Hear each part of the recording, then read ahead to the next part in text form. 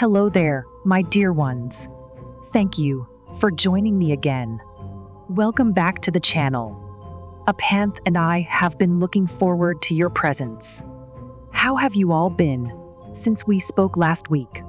I have been diving into my pleasure reading. This week, I have been concentrating on Regency romance novels. Yes, I know, but I am a true romantic at heart.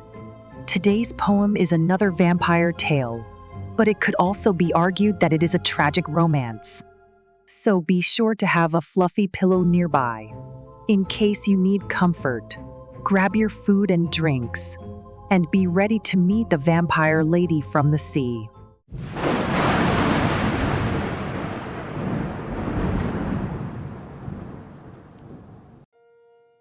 The vampire lady from the sea. She walked out of the ocean waves one morning when very few lounged on the yellow sand. Only a few suited men in bowler hats and women in fine dresses, shocked, did stand, marveling at the slim, pearly-skinned woman emerging naked from the choppy sea. I was there. I wrapped the girl in my jacket. If I'd known then what she would do to me, I would have chased her back into the water. Instead, I helped her into a deck chair and asked her where and when and how she'd fallen into the tide that must have brought her there. I said to her, if she gave me the details of how long she had fought to reach the shore, there was a chance I could find her origin and get her back to where she had been before. Alas, the lady had no memory of how she'd come to be here on the coastline. As the clouds lowered, I saw her hands tremble. So I asked if she'd reside for a time with me in rooms at my great uncle's mansion that stood just half a mile back from the shore. She could rest there until her health improved, and she could inquire if she'd been seen before somewhere nearby. The pretty woman nodded. Indeed, her graceful features beamed at me. But I warned her that she'd have to be careful, for my great uncle was often angry. For 3 months, I'd lived there, and a dozen times he'd laid stripes on my back and battered me. I'd die before I'd let the gentle maiden from the ocean be lashed there beside me. I would not see her cowering from his whip or sobbing as he caned her till she bled. So I told her not to flout or deny him, but slip away and hide from him instead. If ever he worked up into a temper, the pretty girl smiled, although worriedly, nodded her head, and kissed the back of my hand, and said, "Marcilla is what you'll call me." So I walked her home with a mind in turmoil, wondering what Uncle would make of her. He met us in the vestibule and smiled at Marcilla, seemed enchanted with her. So, to my surprise, we received his blessing for me to share my own bedroom with her, give Marcilla a share of my pin money, and provide what dresses most suited her. Amazed but glad, I took Marcilla upstairs to my own room so she could bathe and rest.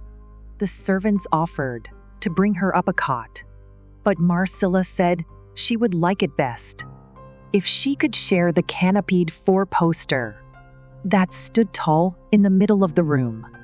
I told her yes, but to keep it a secret. My uncle's teachings of hellfire and doom would hardly chime with me opening my bed, however briefly or innocently, with another fair daughter of Eve's bloodline. If he discovered it, he'd punish me. I ran her a bath, and I rubbed her shoulders. She was so slender, beautiful, and rare. We talked as she sang, and she soaked her long legs and washed the salt out of her bobbed blonde hair. From then on, she was my bosom companion, a friend such as I'd never had before. I told her all about my sickly mother, and how she'd worried that, since we were poor, she couldn't find for me a decent husband.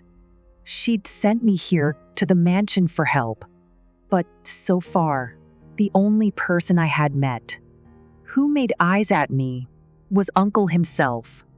Marcilla and I spent our evenings laughing. Our days were spent together by the sea.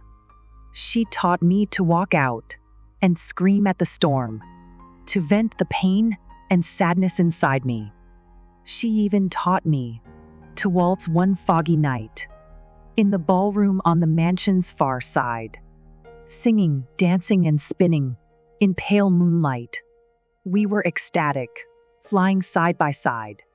She was the first person to lay in my arms and kiss me until I shivered and sighed.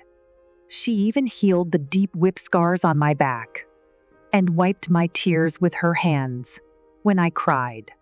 We talked daft talk about a life together, a future where we two would run away.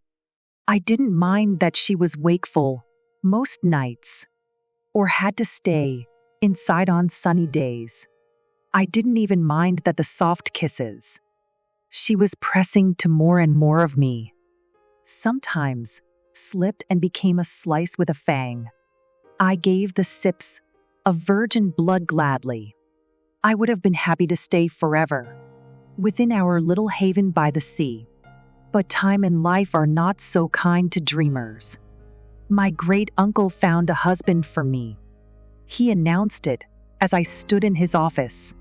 He seemed proud, and he was wringing his hands when he said, for the payment of my dowry, he'd contracted me to an ancient man, a man old enough to be my grandfather.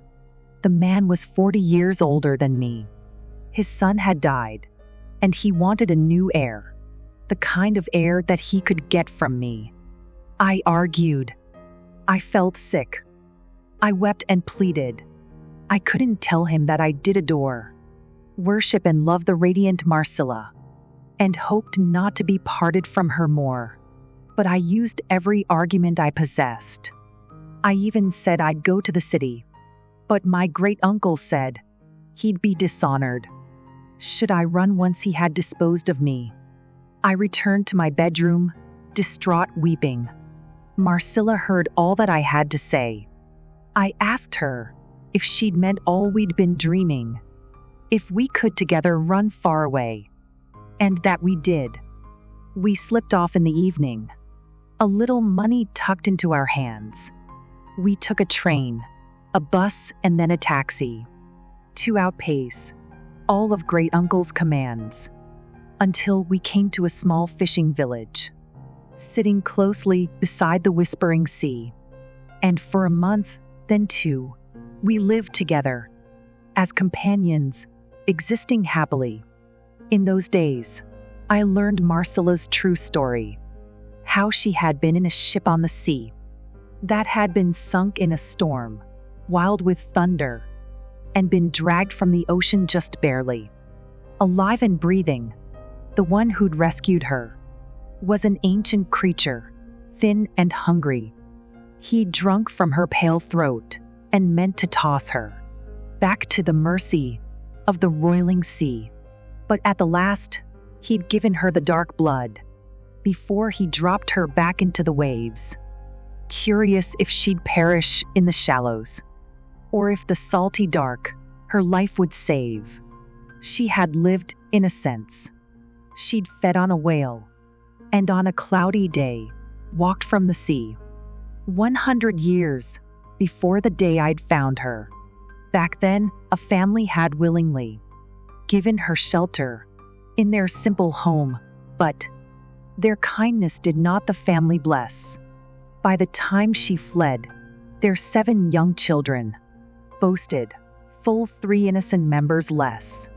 Since then, the same foul circle she'd repeated. Every few months, she'd feed, and then she'd flee, back to the nearest beach, casting her body, like a shipwrecked bark, back into the sea, to surface somewhere else around our island.